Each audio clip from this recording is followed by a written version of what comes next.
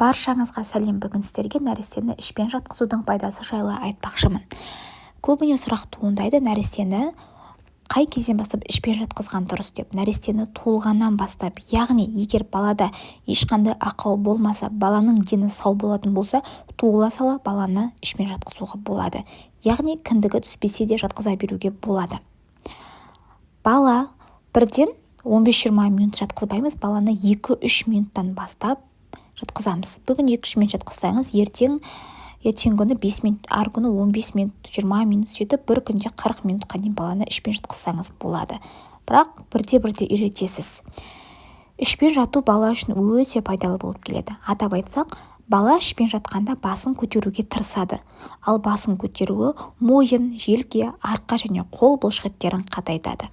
Екінші, баланы ішпен жатқызып, аяқтарын жамбас сан буынды бүгетін болсаңыз, яғни құрбақа сияқты, балада жамбас сан буынының дисплазиясының алдын алатын боласыз. Үшінші, іш кебу кезде, яғни баланың ішінде жел газ болған жағдайда, соның шығуына септігін тигізеді, яғни колики кезде әсері өте жақсы.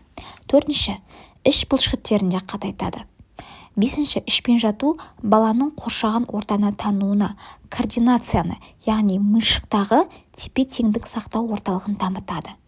Алтыншы, баланы ішпен жатқызу баланың еңбектеуіне деген алғашқы қадам болып табылады.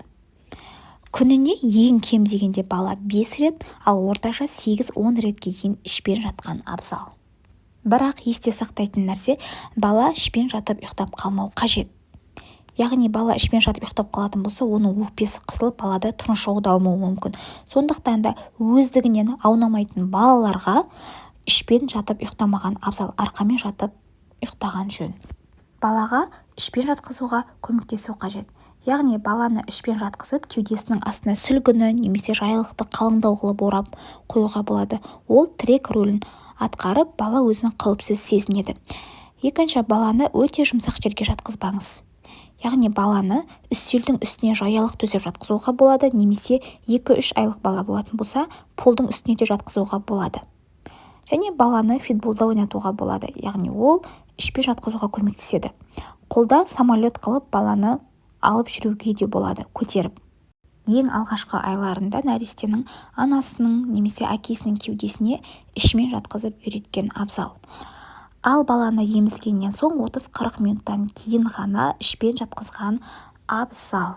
Егер видеом пайдалы болған болса, достарыңызбен бөлісіп, лайк басып, комментарий жазуды ұмытпаңыз.